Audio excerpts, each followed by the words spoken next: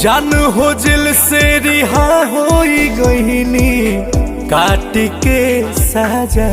तय हो जन दुनिया के प्यार की देखावे आजा से नूरा लगावे आजा हो किए हो जन हमारा के अपन तू बनावे आजा से नूरा लगावे आजा हो।